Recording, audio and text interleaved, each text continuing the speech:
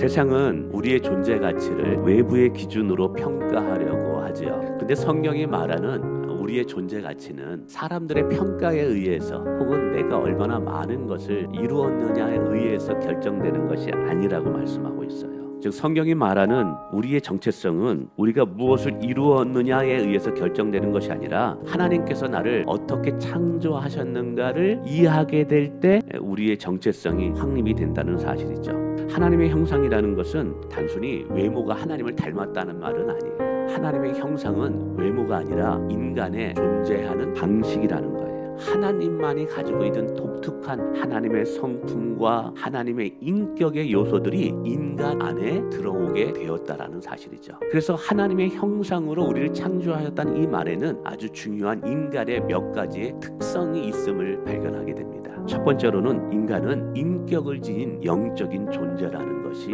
하나님의 형상 안에 들어있어요. 그러니까 우리 안에는 하나님의 인격의 성품들이 들어와 있는 거예요. 인간이 단순히 인간의 본능에 이끌려 사는 존재가 아니라 스스로 생각할 수 있고 또한 스스로 자유롭게 선택할 수 있고 선택에 대해서 책임을 질 수 있는 존재가 되었다는 사실이에요. 하나님의 형상을 입은 우리들은 보이지 않는 하나님과 영적인 대화를 나눌 수 있고요. 하나님의 음성에 반응할 수 있고요. 마음을 다하여 하나님을 예배할 수 있습니다. 이게 어떻게 가능할까요? 하나님께서 영적인 존재로 우리를 만드셨기 때문이라는 거예요. 두 번째, 하나님의 형상이라는 말 안에는요, 인간은 도덕적인 성품을 지닌 존재라는 의미가 들어있어요. 인간은 단순히 본능의 대로 움직이는 존재가 아닌 것이죠. 그 대표적인 것이 뭐냐면 양심이라는 것입니다. 이 양심이라는 것은 하나님께서 우리 안에 하나님의 형상으로 우리를 창조하셨기 때문에 우리 안에 남겨진 거예요. 우리가 죄책감을 느끼고 회개의 자리에 나오는 것도 우리 안에 하나님의 의로우심을 닮은 도덕적인 성품이 존재하기 때문에 그렇습니다. 하나님의 거룩함을 닮아가고 예수 그리스도의 온전한 성품을 닮아갈 수 있는 이유가 뭐냐? 바로 우리가 하나님의 형상으로 창조되었기 때문이라는 사실이죠. 뿐만 아니라 하나님의 형상 안에는요, 인간이 이성적으로 창조할 수 있는 능력이 있다는 것을 설명하는 거예요. 그래서 인간이 만물의 영장이라고 하는 이유는 하나님과 같이 무언가를 창조할 수 있는 능력이 있기 때문에 만물의 영장이라고 말하는 거예요. 인간의 역사 속에서 문화를 만들고 문명을 만들어 발전시켜온 이 모든 과정은 우리 안에 하나님의 형상이 있기 때문에 가능했다라는 사실입니다. 뿐만 아니라 하나님의 형상으로 창조되었다는 것은 인간의 행복은요, 소유에서 얻어지는 것이 아니라 서로 사랑의 관계를 통해서 얻어지는 것을 설명하고 있어요. 인간은 성숙한 사랑의 관계에서만 행복해질 수 있어요. 자신의 존재 가치를 느끼고 감사할 수 있어요. 여러분, 삼위일체 하나님이 서로 완벽함으로 서로가 서로를 사랑하셨듯이 그 형상으로 창조된 우리가 성도끼리 사랑하게 되면 바로 거기가 천국의 삶이 시작된다는 사실을 기억하시길 바랍니다. 그럼 이처럼 우리가 하나님의 형상으로 창조되었다라는 것을 우리가 알게 될 때 이것은 우리의 삶에 어떤 의미를 가져다 줄까요? 첫 번째로는 우리는 존재 자체로 존귀하다는 사실을 깨닫게 됩니다. 하나님의 형상으로 창조되었기 때문에 우리가 위대한 업적을 남기지 못한다 할지라도, 심지어는 우리가 병들었다 할지라도, 우리가 실패했다 할지라도 하나님 앞에 우리는 소중한 존재라고 말씀하고 있다는 사실이죠. 세상이 말하는 그 기준과 전혀 상관없이 그 자체로 소중한 줄 믿으시길 바라겠습니다.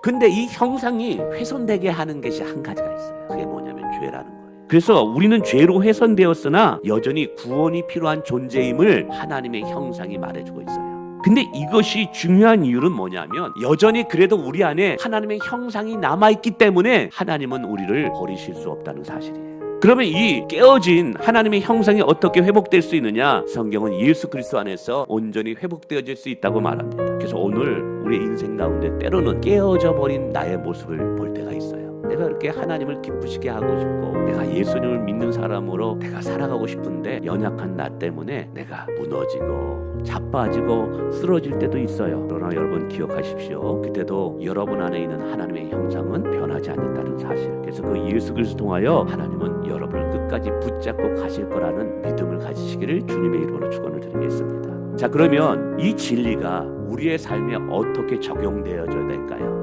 우리가 하나님의 형상으로 지음받았다는 것을 정말 깨닫게 될 때 우리는 우리 자신을 어떻게 바라볼 수 있을까요? 여러분은 여러분 자신을 소중히 여기시기를 주님의 이름으로 축원을 드립니다. 여러분의 삶, 여러분의 하루하루는 그 무엇보다 소중하다, 여러분 기억하시길 바랍니다. 그럼 내 이웃을 어떻게 대해야 될까요? 내 안에 하나님의 형상이 있기에 내가 소중한 것처럼 내 옆에 있는 지체도 하나님의 형상으로 창조되었기에 소중히 다뤄야 할 지체임을 꼭 기억하시기를 주님의 이름으로 축원을 드립니다.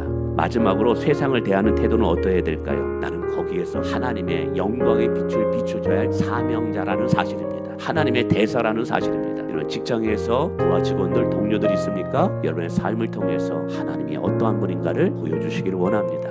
여러분 말씀을 맺습니다. 우리는 그저 하루 먹고 살다가 죽는 존재가 아니라는 거예요. 우리는 숨쉬는 하루하루가 하나님의 부르심의 소명자라는 사실입니다. 존재하는 그 자체로 소중하게 여길 수 있는 저와 여러분 되시기를 주님의 이름으로 축원을 드립니다.